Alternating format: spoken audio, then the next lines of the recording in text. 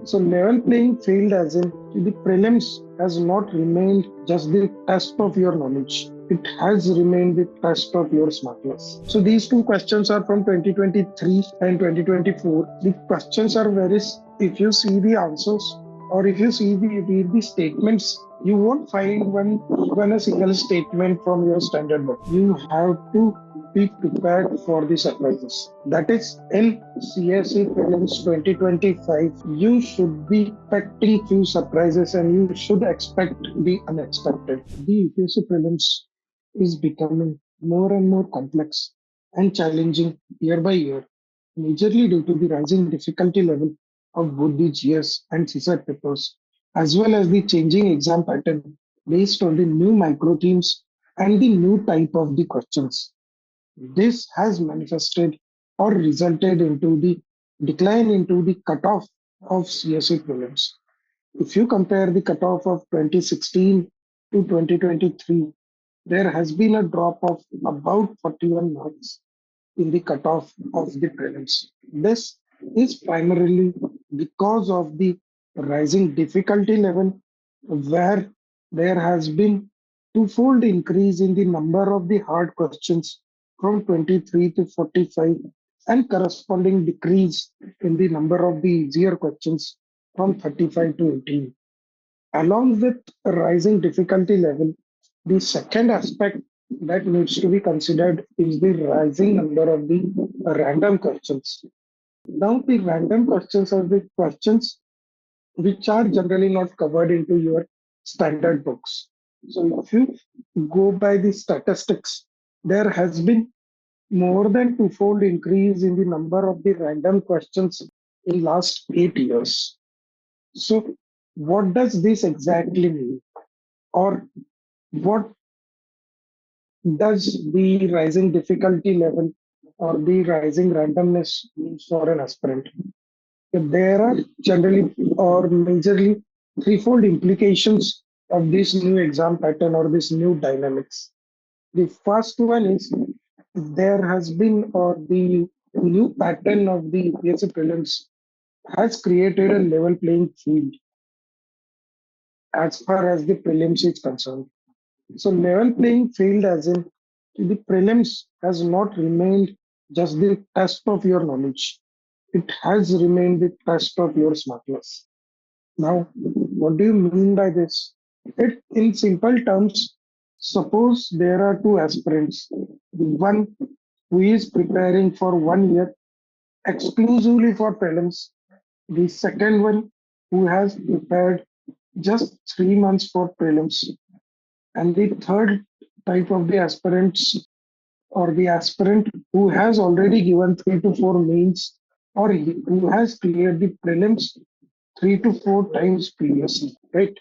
So if you see, so even if you are preparing for 1 year or 3 year, or you have already cleared the prelims 3 to 4 times previously, then also in your prelims, there will be only 30 to 35 questions for which you will be knowing the answer with certainty.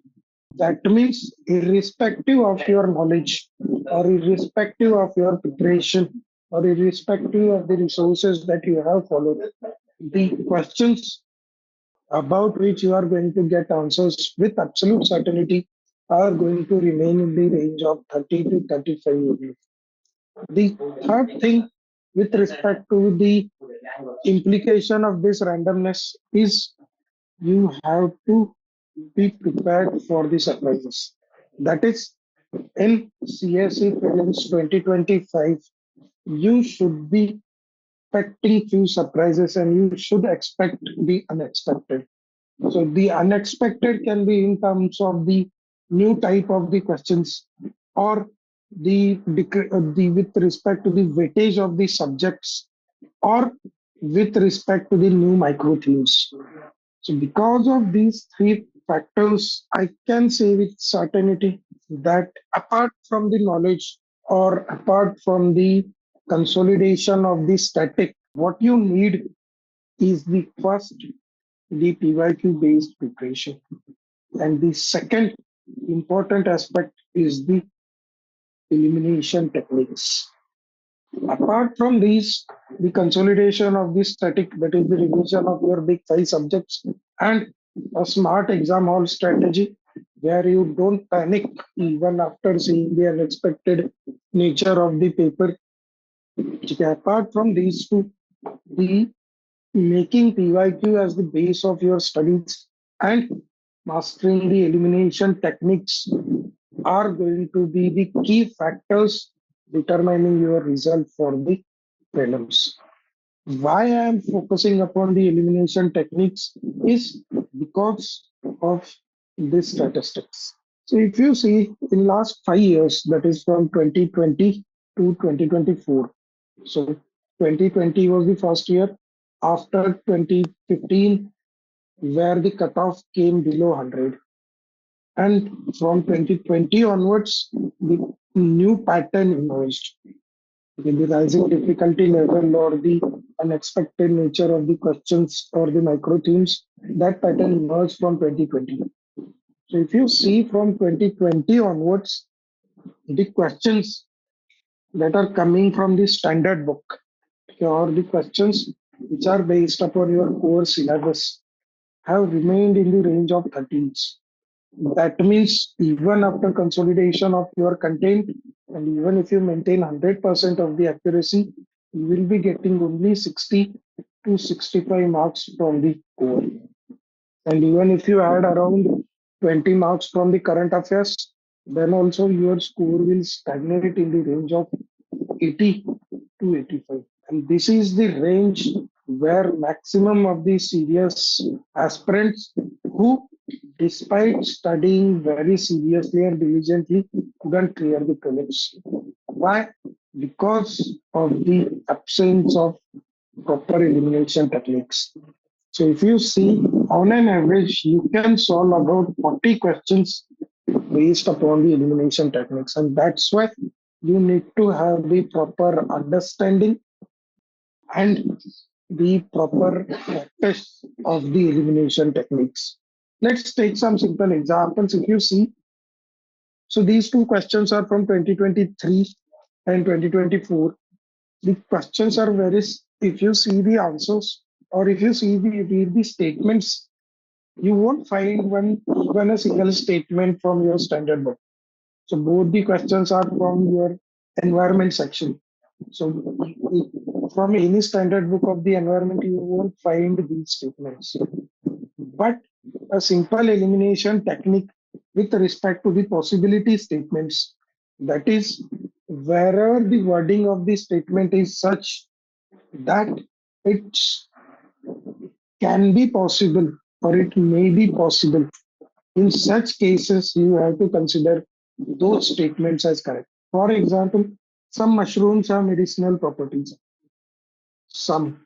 So it is possible that some mushrooms have the medicinal properties. The other side of it, some may not have the medicinal properties. So even if one mushroom has the medicinal properties, it will be this statement will be considered as correct. Same with respect to the second statement, same with third and same with fourth. You don't even need to read beyond that. Once you read or once you go with the elimination technique of the possibility statements, you will automatically mark all the four statements as correct. Similarly, here also some microorganisms in all the three statements. They can grow in the environment with temperature above boiling point of water, can grow in an environment with temperature below freezing point of water, and can grow in highly acidic environment with pH below 3. So all these statements are possible. Then you can go with all three. And the answers of both the questions are all of the above. Both the questions are outside your standard box. Similarly, if you see these with respect to the utility, again, the possibility elimination method with reference to the green hydrogen, it can be used, it can be blended, or it can be used. That means if you don't know even if you don't know its application, at its a utility is a possibility, you can go with one of the above. Similarly, opposite of it is the extreme statements. For example, the coal-based thermal power plants in India consider following statements. None of them uses seawater. None of them is set up in the water stress district. And none of them is privately owned. So these are the extreme statements. Instead of this, if they would have phrased these questions in this way, some of the coal-based thermal power plants uses seawater. Some of them are set up in water stress districts, or some of them are privately owned. In that case, we would have gone with all the other. But in case of the opposite of it, that is, in case of the extreme statements, we consider all of them as wrong. The answer will be none. Right. Similarly, if you see the second elimination technique, where we go with the complementary and contradictory statements, for example, again, these two statements are outside your standard books. Both are again from the environment section. So with respect to the PFAS, if you see the second statement and the third statement of the question, they are not easily degraded. Okay. And the persistent exposure can lead to the bioaccumulation.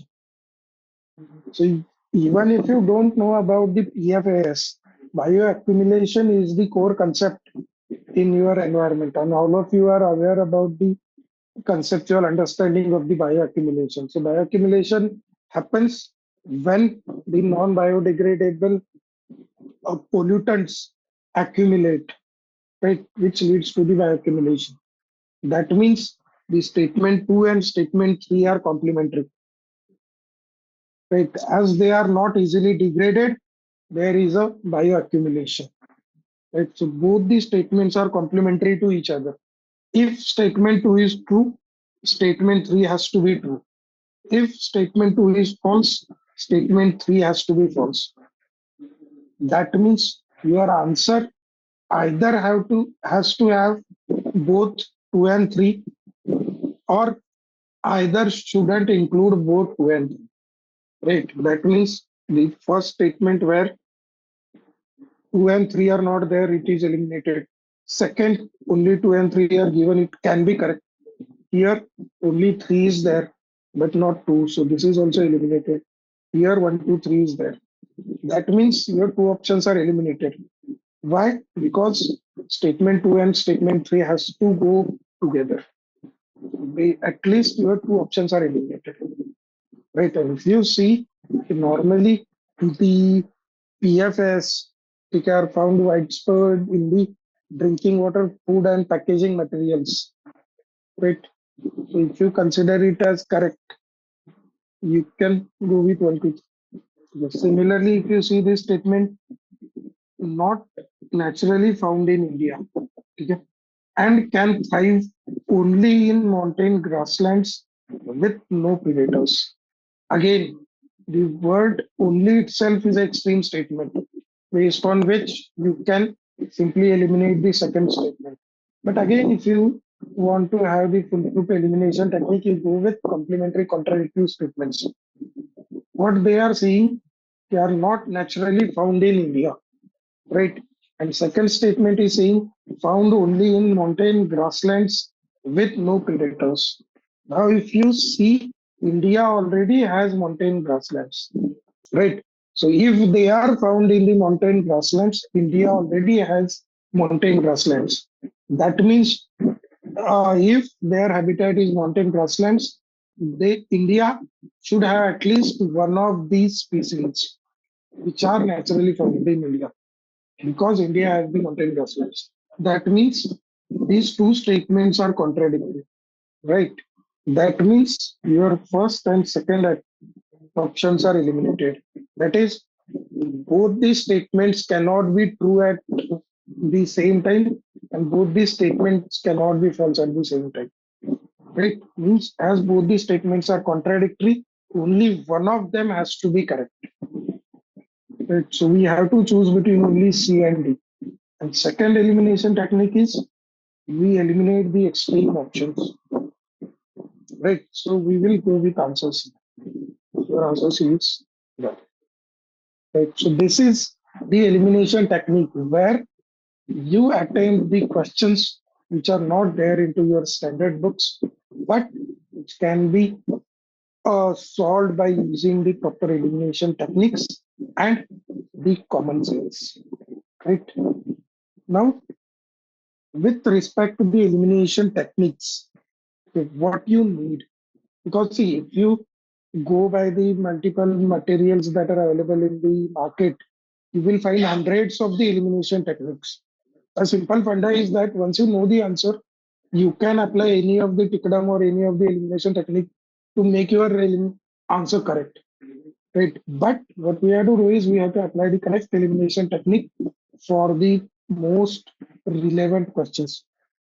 For that, the most important thing with respect to the elimination technique or the Tikdams is the having the understanding of the methods. Right. So having understanding of the methods of the elimination means that you have to keep your elimination techniques to minimum. If you make a list of the hundreds of the elimination techniques, there can be a question where two or three elimination techniques can be applicable, and you might get two or three different answers with application of each of the elimination techniques. So that will further create the confusion. That's why it is very essential to have the minimum number of the methods or the elimination techniques. So the important aspect is having minimum number of the elimination techniques and ensuring the consistency in the application of these methods. Right? You make a list of just 10 elimination techniques and you apply them consistently. Remember, there can't be 100% accuracy with elimination techniques. And considering the cutoff, you don't even need 100% accuracy. All you have to do is maintain 70% of the accuracy. So even if you solve 40 questions with the elimination techniques and you get 70% of the questions correct, that means you will be getting 28 questions correct and 12 questions incorrect. That means there will be the reduction of marks of 4 questions, which will be 8. So 56 minus 8, that is, you will be getting 48 marks to the elimination techniques and with 70% of the accuracy. What we have to do is we have to keep the elimination techniques to the minimum and we have to ensure their consistent application. And for that consistent application, what you need is the practice. And the second aspect is the right temperament. Because in many of the questions, your gut feeling will come into play where rather than going with the elimination technique, your gut feeling will tell you to do otherwise. But until and unless you are absolutely confident about your knowledge, you have to trust your elimination techniques. And that temperament will come only with the. So, with respect to the art of the elimination techniques, I will be taking a webinar tomorrow at 7 p.m. where I will be discussing the most relevant 10 elimination techniques, and I will be discussing few of the questions where you can apply those elimination techniques. And I will be also discussing the ways to integrate the elimination techniques into your overall prelims preparation strategy. So do join me tomorrow at 7 p.m. Thank you.